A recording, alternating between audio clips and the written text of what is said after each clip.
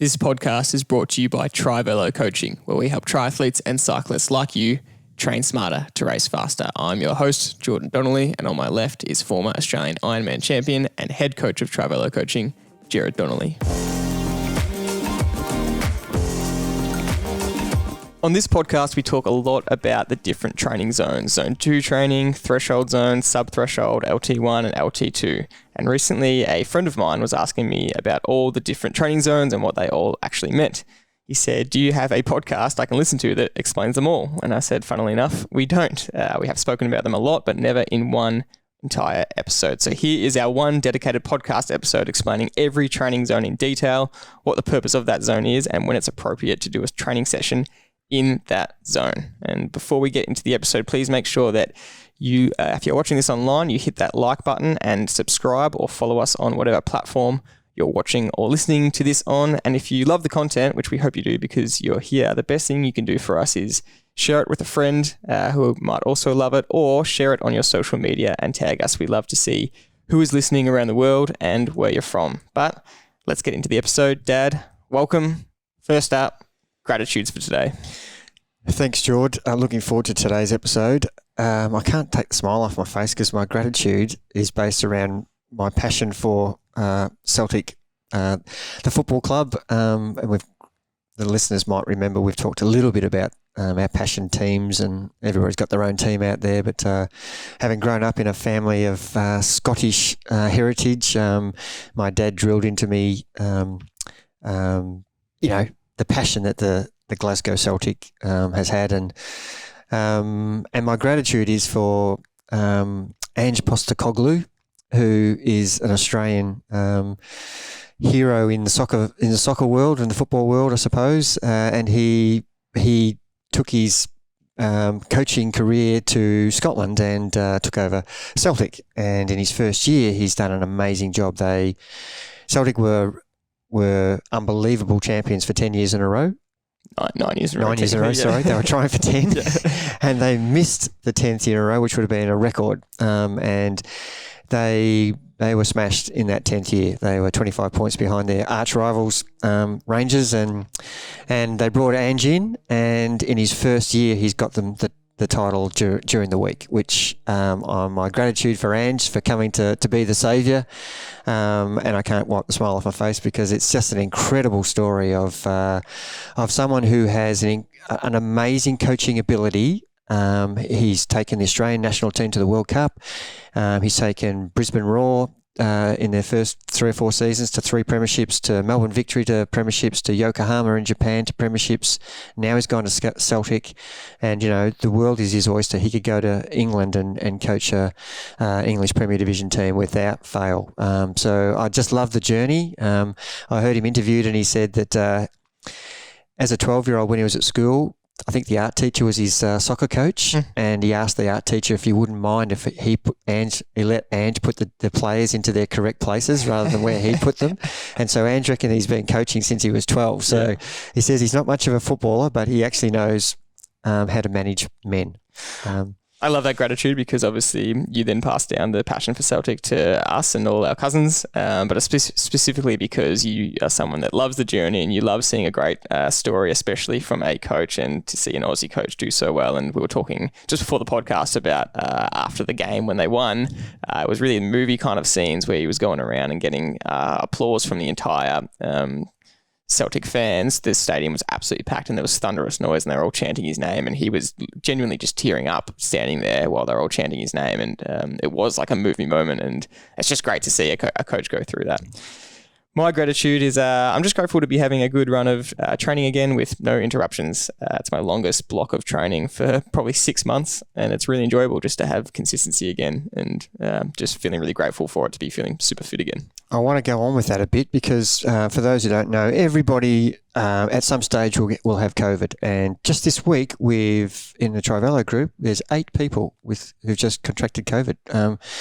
After 2 years of COVID, you wouldn't think that, be so rampant still, but it is. And your gratitude is great because it affects everybody differently. And, there's been 30 or 40 people that I've coached now who've had COVID in some shape or form, from extreme to mild. And, your journey from when you contracted it in January the 1st or whatever it was, that New Year's period, has been stop-start, to say the best and to say the worst, really. And it takes a long time for everybody to rebound differently. So if you're in this position, just hang in there, because it will turn around and you can get your consistency back, and you're actually running as well as you did a PB on the 5K, last weekend. So it's an example of you can get back there as long as you just put your head down and start to do the basics well.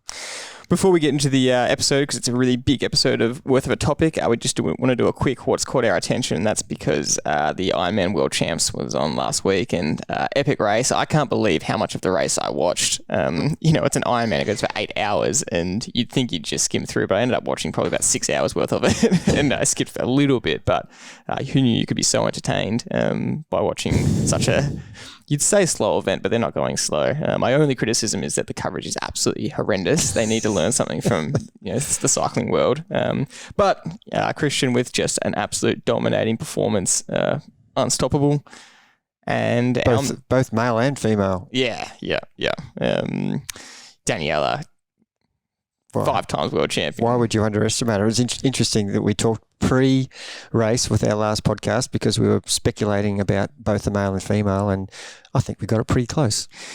You said I think you said on the podcast, you might have said it off air, hopefully it was in the podcast, but you said you cannot count out a 4-time world champion. And that proved true, and and a lot of people were counting her out, and she came across the line and just gave this big 5 to the camera, just letting them know, because everyone had counted her out. And she said, I don't know why everyone counted me out, just because we haven't had any races for 2 years. And she said, I did one race and it was a bad race. And everyone says, oh, she's done. It was one race in 2 years. Yeah, there's a bit of fire in her belly. It was great. And the men's race, our man Lionel, what a journey. He to come second to seemingly one of the best triathletes that's I'm putting up there with Jan Frodeno now, because he's just doing everything that he's saying he's going to do. It was inspirational to watch, and watching Lionel let the bunch go that he was with, because it was too far above his own numbers, and taking that huge decision, I thought was so gutsy. And he basically caught back up to them and got off the bike in 8th or 9th place, was it? Something like that, yeah. And ended up second. And he ran his own race. Not only ran his own race, but he rode his own race. And he's a changed man. And I just think that was, if Christian wasn't in that race, that was his race. But unfortunately, there was someone who's just a little bit better than the whole field. Yeah. And some outstanding results from the New Zealanders. I just thought it was one of the better races we've seen. I know it wasn't in Kona, but it was tougher. We had our own Stephen White competing there, and he said he's been to Kona a few times, and he said this was way more demanding course on the bike than Kona is. And I just don't think people understand, how difficult the course was. And they were at altitude a lot of the time, 2,000 metres. So yeah, it was over 3,000 metres of climbing, which is just absurd. You just do a 3,000 metre climb bike ride and you were far out. You can't run a step. Oh, no, yeah, I can barely walk off after 2,500 metres. I just totally loved the event. It was a true world championship, and I love it when the best athletes win. That's to me the right outcome. There's a few things in there. Christian has said publicly before the Olympic Games last year he wants to win the Olympic Games, the ITU World Championship, which is Olympic Distance World Championship, half Ironman World Champion and Ironman World Champion, and he's done 3 out. And he said not only just that, in one calendar year. Winning all of them would be absurd in your career, but in one calendar year. And he's done 3 out of 4 of them. And he had to pull out of St. George 70.3 half Ironman because of a bike mechanical. But who knows, maybe he'll win next year. And then it shapes up for a great race in Kona later in the year where they're having the Ironman World Championships again. So we can't wait to see what happens there. But I know that even though you're not his coach, as a coach, you are so proud of Lionel, and it just cannot be understated how valuable that race tactic was from him. And he actually said in an interview post-race that he, even on the run, He wasn't thinking about places, exactly what you say. He was just worried about executing his time. And as he got closer and closer to second place, he crept onto the podium. Everyone was saying Lionel's going to catch second place. And he said in his head, people were telling him on the sidelines, but he wasn't worried about it. And even with a K to go or 2K to go, he was within such striking distance. But he said he still wasn't focused on it. He was just hammering his own race, and he ended up passing him with 800 meters to go or something. And the epitome of just running your own race. And had he maybe thought of it too much throughout the run, he would have gone too hard with 15K to go or 10K to go and blown himself up. But he really stuck to his numbers, which I just absolutely loved. Yeah, there's a big thing about risk and reward, isn't it? And he's as he said in his own words, I have risked so many times and walked, and I don't want to walk ever again. Yeah. So I'm not doing that anymore. I don't care where I come. Yeah. I'm going to run my own swim, ride and run my own race, and if there happens to be a sprint finish at the end, then I'll risk. Yeah. But up until that point, I'm just going to do what I can do, and if that's not good enough, then so be it. I'm actually quite content with that. Yeah. What an attitude. I thought that was, if we can do that in any sport, that, we'll be happy. And we're not defined by our result. We're defined by our actual effort. Yeah. And if you're defined by your result, you won't actually enjoy racing that much. It's so funny. He said that over and over again before the race. He just said, people might call me weak or not a competitor. He said, I'm absolutely a competitor, but this race, I'm not worrying about the place. He said, I came, it was 23rd and 24th the last two Ironman World Championships. He said, as long as I do better than that place-wise, I don't care, but I'm going to execute the best I can. And he comes second. But he also said post-race, and I know you'll love this, is that all the pros were sitting in their pre-race press conference where they all sit next to each other. And ex-world champion Sebastian Kienle got asked a question about bike pace and sticking with the pack. And he said, and this is Lionel words, Lionel goes, he said something so logical that I just couldn't believe how simple and basic it was. And it was, if the pack's going too fast, I'm just going to slow down. And Lionel went, oh, it's just that simple, isn't it? And I know you'll love that because it is really that simple. And funnily enough, Kienle slowed down but not enough and blew himself up. And Lionel took his words from a fellow competitor and took that advice and just went, no, I'm properly slowing down, and it resulted in a perfect race for him. Yeah, there was so many good things. And there's an interview with Bob. Breakfast with Bob. With Bob, which I absolutely love because he interviews everybody. It's fantastic, and he asks really good questions, I reckon. And he's a little man who comes up with the musical when he introduces it. Yeah. And the song he played for Lionel was I Won't Back Down. Yeah. And I just thought, that is summing him up to a T. We're pumping Lionel up a lot here, but, he just didn't back down from sticking to his guns and not be persuaded by any or influenced by any other person. That is difficult to do. This is the World Championship. You're a professional. Yeah. People say you have to race. Yeah. Well, he's proving in an endurance event, of course it's a race. But if you go above your ability, and he's done that many times and he ended up walking, and he's just not prepared to do it anymore. Last point on the race as well is back on Daniela. She said in a post-race interview about that anger, and she said, I suppose there was that anger there, and she was aware of the noise that was happening, but everyone kept asking her, you've won everything. You've won the World Champs 4 times. You've won the half Ironman 5 times. What's left there for you to do? And I thought you'd love this answer. You might have seen it already, but she said, I really thought about that question a lot because everyone kept asking me, and she just came back to the same thing we keep saying. And it's I just realized I love the journey. I love the process of getting ready for a race and executing on race day. And I don't have to have this big vendetta. I don't have to have this big anger around I have to prove something anymore. That's not the reason why I race. I race for the enjoyment of the process and getting ready for race day and demanding the most from myself, even to the point where she's saying, I'm not even looking at, am I performing my best I ever have? And I just absolutely loved that sentiment because it meant she was in such a good headspace to race well. Yeah, and as you know, we've said this a lot on the podcast, if you enjoy doing something, you'll do it really well. If it's a chore, you actually won't have the same motivation, mental capacity to put your whole heart and soul into it. But when you're actually loving the process of whatever task you're doing, I'm not talking about sport, I'm just talking about whatever the task you're doing, whether it's mowing the lawn or preparing for a World Ironman Championships, if you love doing it, it'll be a great result. No matter what happens on the day, you're going to enjoy yourself.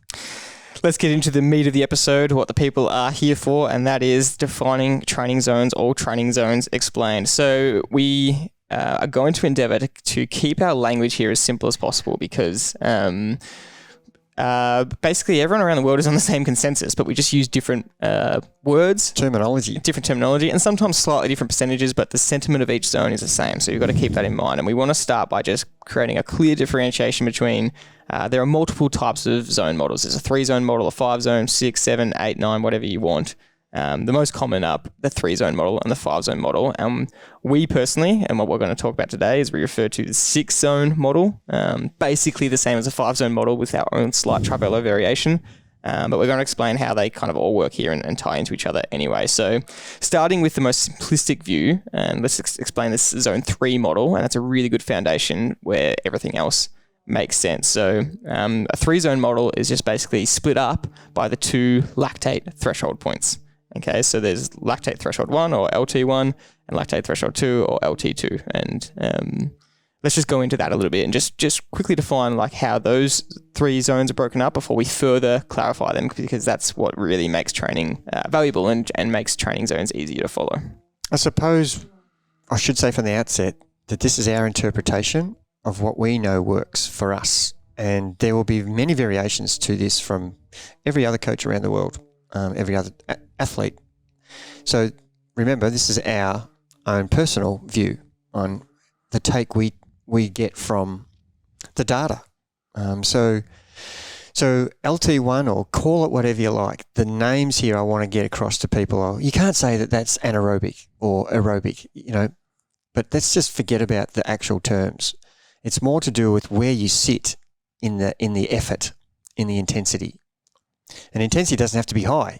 Intensity is what the intensity is that you're aiming for. So let's get that clear. So when you say intensity, you don't mean high intensity. That's right. I could be talking about so 30% of an intensity is an intensity. That's my intensity. Yep. I could be talking about a recovery ride, and my intensity for today is 30%. Yep. That's my intensity. Yep. And so don't get confused with every time I say intensity that I mean it's hard. Yeah. It might be hard to hold it at 30%. Yep. But the point we're trying to make is we want to differentiate between the 3 main areas, and then we divide that up into 6. Yep. So there's 3 main key areas we think you should spend time in. Yeah, so you can almost think of it in real layman's terms.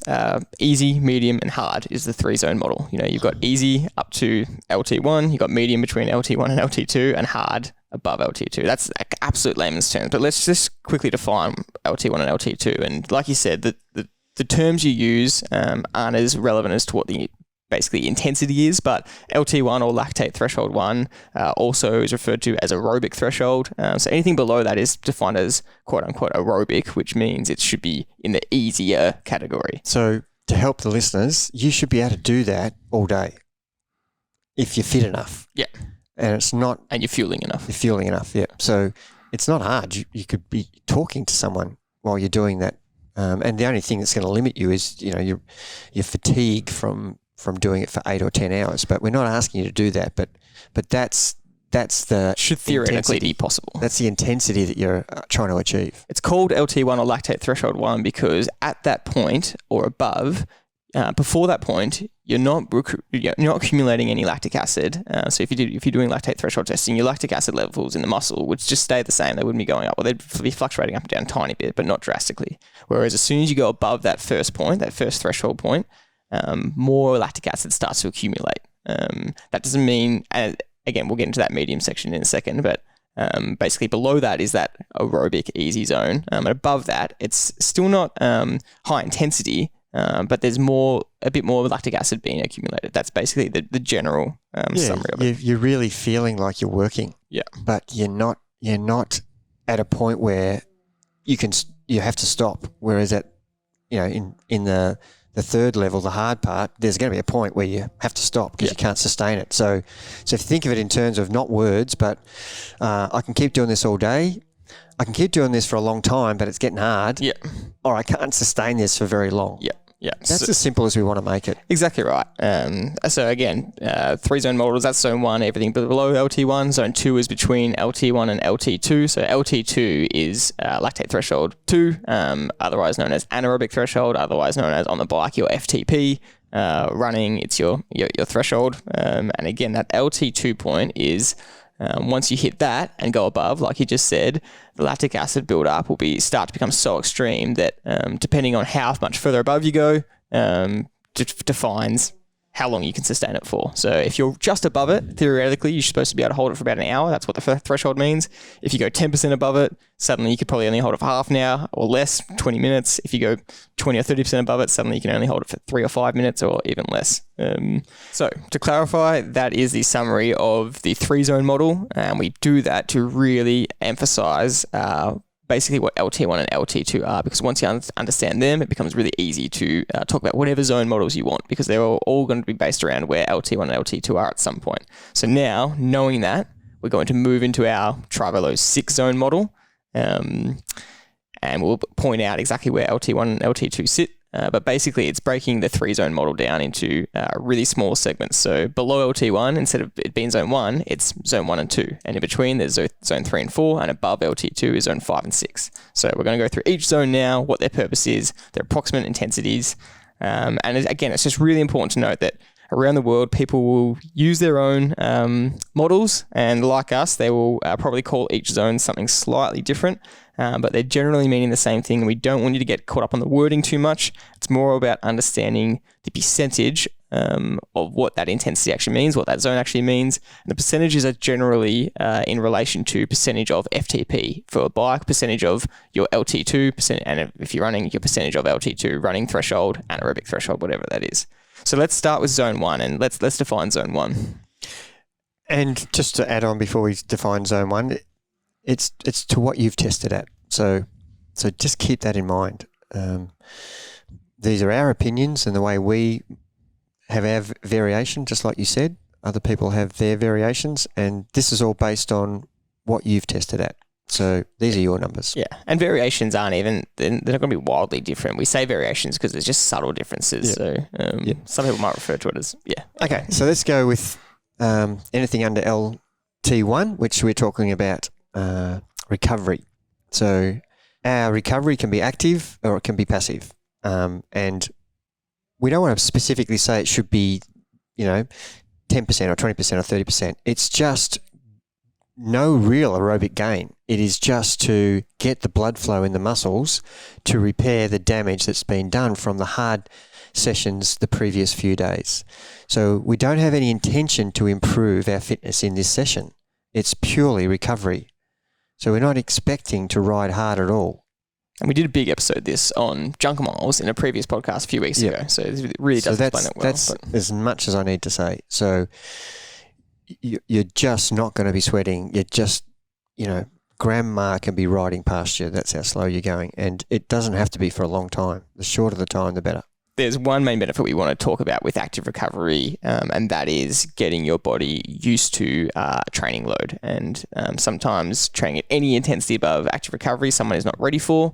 And if they try and load that up too quickly, especially in the case of running, it becomes dangerous and a high risk of injury. So you can increase your overall training load and volume by using active recovery as a stimulus rather than trying to get more specific intensity higher than that. And that really does help. And look, as a bike rider who can't run, walking is really good active recovery for me. And I get cranky if I don't do my walks, and I really should do more of it. And that's what I tell everybody who actually can't run. If you can run and you're doing a running program, then walking as well is still good active recovery rather than actually going for a run. So don't underestimate the value of walking. And the Sky team years ago made all their riders walk, on a regular basis. And I still think most of them implement that in their, take the dog for a walk and stuff. You feel like it's a waste of time, but it's actually not. It's actually really helping you for the next day. Yeah. So that's zone 1. That's active recovery, and that is well below that first LT1 threshold. And again, like I said, the intensity doesn't matter. It's probably up to 50%, but you're not even worried about that. You're just trying to spin with absolutely no effort. Zone 2, also below LT1, but zone 2 is anywhere just above active recovery, where you're starting to work a little bit, all the way to the point where you would hit that first threshold, that first lactate threshold, where right up to the point where you start accumulating lactic acid. Yeah, this is a really important area and one that is just not given the kudos that high intensity training gets, threshold training gets, lactate training gets, VO2 training gets. Zone 2 is the boring bloke who's the don't want to say accountant because we've got so many good accountants out there who aren't boring, but that generalisation that accountancy is a boring job, but without them, we absolutely need them. And without Zone 2, you absolutely need that in your training program because it is key. And the more you avoid it because it's so boring, the less aerobically fit you will be. The more aerobically fit you are, the better you'll be able to do the high intensity sessions, the threshold, lactate, VO2, whatever you want to call it. So this is the building blocks zone where you should spend quite a lot of your time in, 60% of your time, 70%, 80%, up to that. This is the area where you should be spending your time in. And all the way up to that LT1 marker, that's where you can be. And you don't have to be at the LT1 exactly or 5% below it or 10% below it. It's up to you as to where you are in the week in your training, the block you're in, or your fitness level. Your fitness level is a real key indicator. The season, winter, summer, spring or autumn, you've got more ability to have a more enjoyable, if you're using a bike rider as an example, spring and summer, it's great to do Zone 2 because the sun's out. Even autumn, it's mild. But Zone 2 sucks in winter when it's freezing and you're not actually getting warm because you're not really riding hard. So Zone 2 in winter is more a trainer session indoor.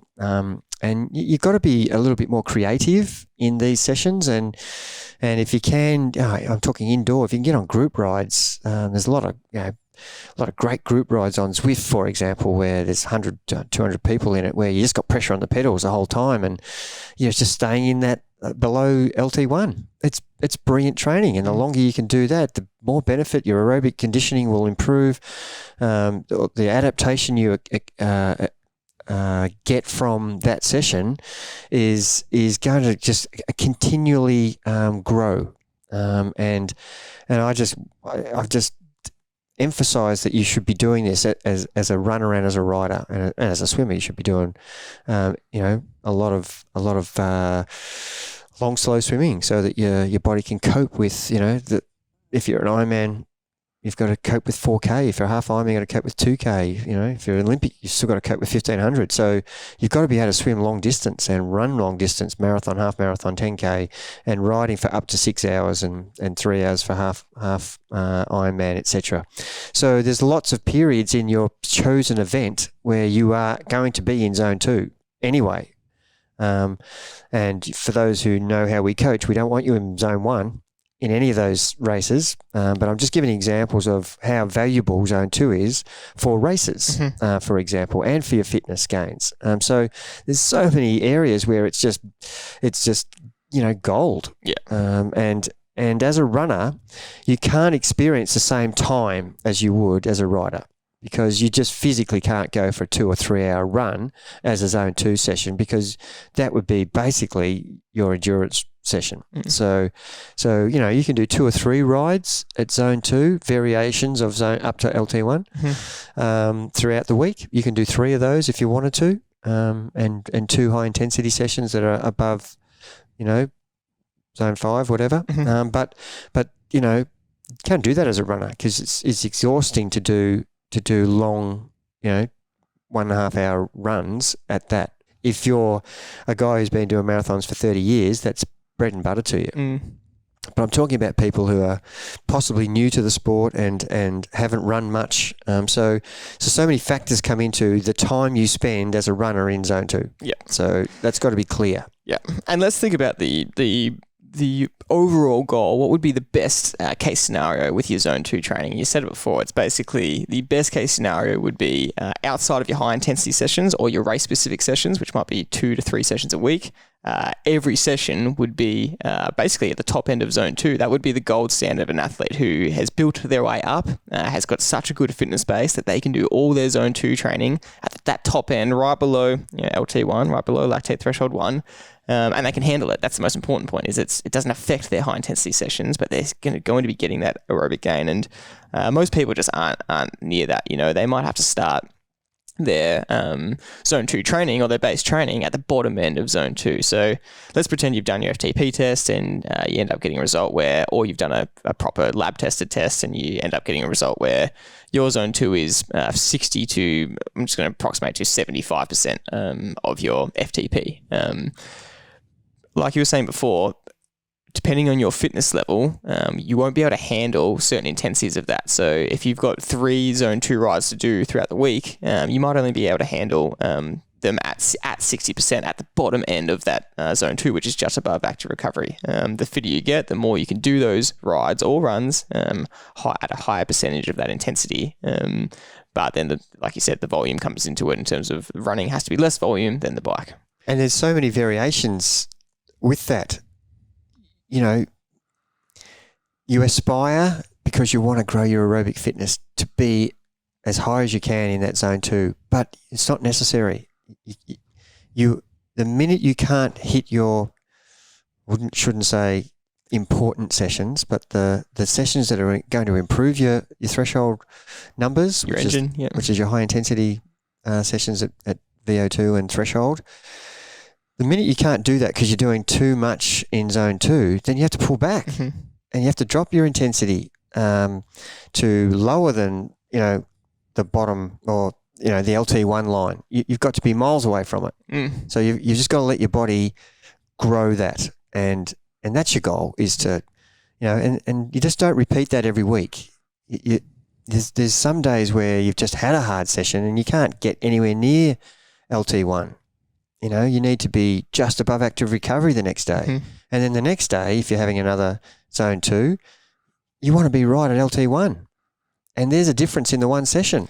We had that exact experience the last 2 weeks. We've been doing some secret training on Zwift together on Wednesday mornings. Not so secret now that I'm announcing it on the podcast, but we've been just doing some strength rides on Zwift because it's been crappy weather here, getting into Alpe d'Huez on Zwift and having fun riding with each other. And last week, I had a horrendous session on Tuesday, which was just brutally tough. And in the first 5 minutes of the Alpe d'Huez climb, I just let you go because I just said, I'm just not there today. It's supposed to be a zone 2 ride for both of us. You, for various reasons, had changed yours more to a zone 3 or zone 3 or 4 that day. And I was trying to stick to zone 2 and I was nowhere near achieving the top of it, which would have been trying to hang on with you. And so I had to just drop off, go right back and say, no, I'm at the bottom of this zone today. I'm just trying to keep my heart rate down. I'm exhausted. Whereas a week later, I was a bit fresher after a bit of a lighter session on the Tuesday. And so could go right up to the top of zone 2 and cheekily went above it. But that's a real world example of within 2 weeks having 2 different scenarios. Yeah. And I was the opposite to you the second week. I could not go with the power that I was holding the week before. And so that's okay. You need to understand and listen to your body. And just because it gives you a range that might be between 50 and 75%, if you're not feeling it, then stay at 55%. If you feel like, I've coped with the intensity session from yesterday and I've got another couple of days, go up to the LT1 line and hold yourself up there. So we've really spent a lot of time on this zone 2.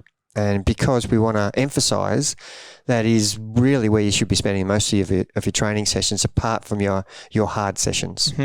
And understanding that I personally don't find it boring when you are getting to the top of that zone, because you feel like you're riding really well and you're getting a really good fitness session without pushing yourself, and it's fun to kind of see your heart rate staying low for higher power than you've done in previous weeks, or if you're going for a run and you're running a faster pace than you have, but your heart rate's still the same, it shows that you're really getting fitter. Yeah, that's a great tracker, isn't it? Riding or running higher intensity or pace, yet your heart rate's same as it was for a lower power or pace. That's exciting. And yeah, when I say it's boring, I just want people to change their mindset. This is the gold sessions. You should actually say, I can't wait for that. And why wouldn't you? It's not that hard. Like I'm kind of fearful of the really hard sessions that am I going to actually be able to achieve it? And they're the ones that I'm sort of like, I've got to really psych up for it. But the zone 2 stuff, I can't wait to do that because it's enjoyable. I'm practicing my pedaling action. There's a whole lot of things I'm trying to think about that making it not interesting, but I know that the reason I'm doing it is because it's going to make me a better athlete. That's why my mindset is basically around that. Gerard, tell me what's going to make me a better athlete. All right, this session is right. I'm up for it. I'm whatever you want me to do, I'll do. If this is going to make me better, I'll do that session. And that's the mindset you should have. It doesn't matter whether it's, 18 days in a row of active recovery. If that's going to be the best outcome for you, that's your mindset. Yeah. You got to trust the process, Yeah. and it won't be the same every week, every month, every block. That's the other thing we're trying to get across here. And on that last note, using heart rate and just your general perceived feelings and perceived exertion is a really good indicator for zone 2 as well, because once again, you might be doing the same wattage as last week. You might have been trying to hit 220 watts, but your heart rate is 10 beats higher because you've had a hard session the day before, because you had a crappy sleep, a whole bunch of things. And that is just a good indicator for you to use to maybe drop it back a little bit and say, no, I need to go back to the same heart rate as I was last week, lower watts, because it's going to affect the rest of my week's high intensity sessions. Moving on now, so we've covered zone 1 and 2, which is below that LT1. Now we're going to look at zone 3 and 4, which is in between LT1 and LT2. And zone 3, we'll kind of breeze over this a little bit because we probably spend the absolute least amount of time in this zone, and that's the tempo zone. We call it tempo, and that's just above LT1 once you start accumulating some lactic acid, but not quite to the point of zone 4, which is getting closer to that sub-threshold zone. Yeah, it's a little bit of the lost area, isn't it? And look, in most zone 2 rides, if you end up doing them outdoors, you would creep into zone 3 because the hill might be too steep to get up. And that's okay for short periods. We don't want to have the intention that we're going to spend a lot of time in zone 3. Yeah. So it is okay to be in zone 3. There's nothing wrong with that. But it's more likely that you would be in zone 2 and actually, getting into zone 3. And some of those Swift rides where I'm really looking closely at how much time I'm spending in each zone. And it's quite a shock when you think that you've spent a lot of time at just sub-threshold, which might be, just under LT2, where it might be that sweet spot. Well, there's actually a fair bit of time in zone 3 and a little bit of time in zone 2. So it's got a little bit, so a bunch ride that you do with your mates or on Zwift has got that zone 2, 3, 4 component where it's all under zone lactate 2 and in between LT1. So between LT1 and LT2, this zone 3 is kind of the lost soul. It gets used, but it's not intentional. And that's the message I'm trying to get across. Yeah, you can fall into it a bit. But one of the main times an athlete would use it is probably specifically for Ironman race day prep or even half Ironman, depending on your fitness ability. So we know that the race day ranges differ depending on your ability as an athlete. And that's where, one really high-level athlete, their race-specific day will be in a sub-threshold zone, but another athlete will most likely they'll be spending their day either in the half Ironman or Ironman in their tempo zone. So talk us through that kind of race-specific stuff. Yeah, it's a little bit of a tricky one because the majority of your endurance ride could fall between 65 and 75% of your FTP, because that's, if you're an Ironman competitor as an everyday age grouper, that's, you could be between 60 and 75%. If you're a pointy end of we're talking about triathlon here. It's just as an example. So you want to spend a lot of time in training, but you're jumping out of zone 2 into zone 3 and possibly in a little bit in zone 4 for that Ironman training outdoors. So they're the areas you want to spend all of your time, because on race day you're going to be, we know, between 60 and 75% for up to 6 hours. Yeah. So it's okay to be. And look, we're talking about zone 3 is like 75 to 80% maybe of your percentage of your functional threshold power, whereas the sweet spot sub-threshold, which is still under LT2, is somewhere between 88 and 96%. So you've got those two tempo areas, sub-threshold areas, which we're going to get to in a minute with the zone 4. But zone 3 is sort of creeping in. It's as I said before, it's lost. It doesn't know. It's got a fair bit of sessions that you would do in training that have got zone 2 in it and have got zone 4 in it in a zone 3 session. So you're diving in above and below, but that's okay. Yeah. And because more specific, it's not okay if it's not relevant to your event. if you're doing, for example, peaks as a bike rider, it's really okay because you'll spend a long time in zone 3. And in the training on your endurance rides, you will be in zone 3 for lots of periods of time because peaks is predominantly a hill climb endurance ride. So most of the people will ride every climb they do between 75 and 85% at peaks. And I've given the example as a triathlete. I'm giving you an example now of an endurance event for cycling. So when we coach people for peaks, if they're going up, for those who know, peaks is an Australian endurance Grand Fondo that's really popular. It's got 3 mountains. It's got Toowoomba Gap, Mount Hotham, and Falls Creek. You would have to know it unless this is the first time listening to this podcast. and we want to know what percentage we're going to ride at those climbs. So it's between 75 and 85% of your threshold if you can sustain that between 30 minutes and 2 hours. And not many people can hold 85% for 2 hours. You'd have to be at the pointy end. So it's more like you're going to hold 75%. So that's basically, again, zone 2 and zone 3. Yep. So zone 3, we're in there a lot. But as a percentage, over 100%, we're not in there a lot. But it's in every session where you are in zone 3 for a period of time. So the reason we're pointing it out is it becomes specific to people who will be spending race day in that. So whether that's a triathlete who is going to be spending as much time as possible in zone 3 because they're not at the ability to stay in sub-threshold, their race-specific sessions where they're really getting ready for the Ironman will be a mix of zone 2 and zone 3. Same as peaks. So it'd be a mix of zone 2 with zone 3 efforts in there. But that takes us to the next zone, which is zone 4, which is what we call sub-threshold, sweet spot, anything up to LT2. And we really want to clarify here that this is our slight modification.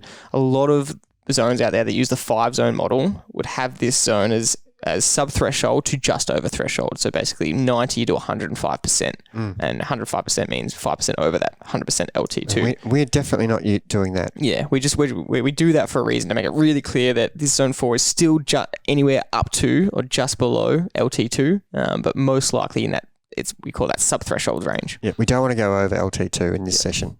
So it's a sweet spot. It's everything under threshold.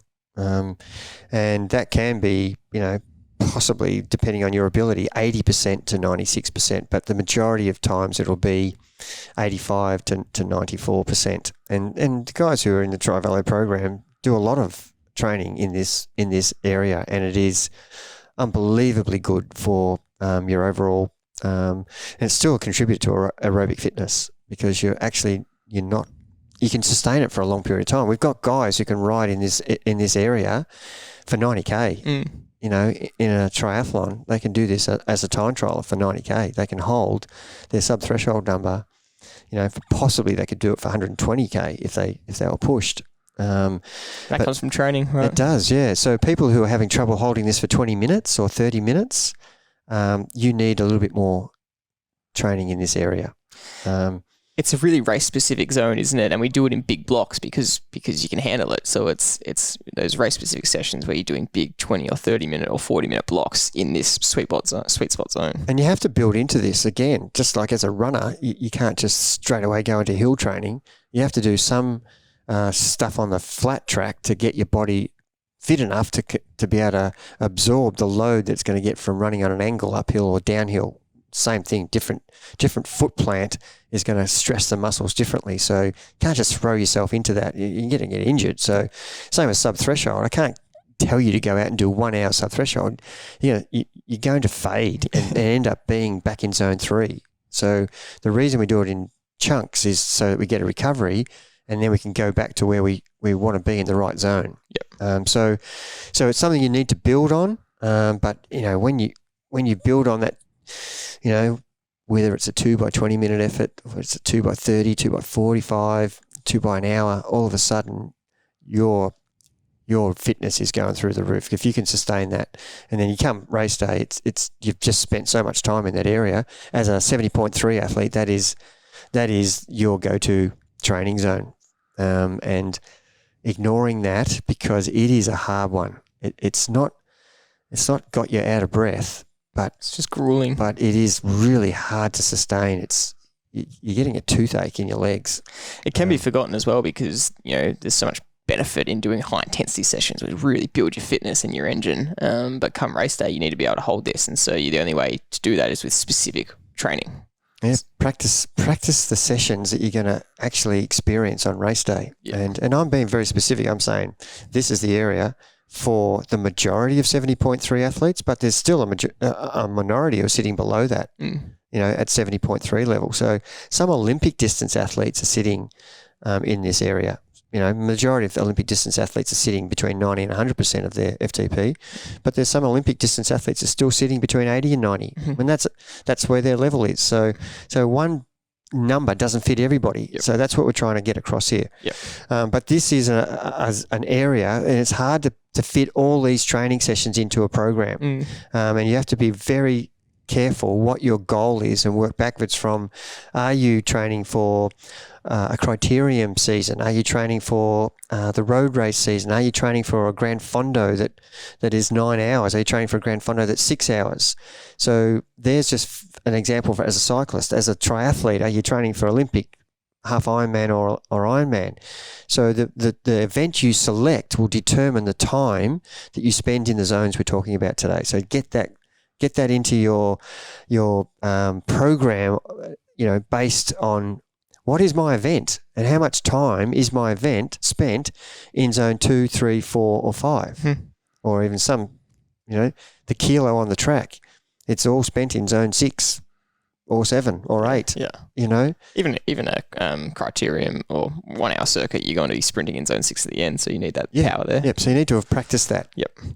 Moving on to the last two zones, zone 5 and 6. So now we have hit lactate threshold. We've hit our FTP at 100%, and that is between zone 4 and 5. And so zone 5 is now threshold and above, and you start to get into some intensity. And once you cross that threshold line, lactic acid starts building, and then suddenly your time is limited. You will hit a dead point at some point, depending on if you're riding at 101%, you might be able to hold it for 50 minutes, like we said. And if it's 105% up to 108% or 10%, suddenly that time starts coming down. And this is where you can do some sessions at around that threshold zone to really practice that hurt and just over.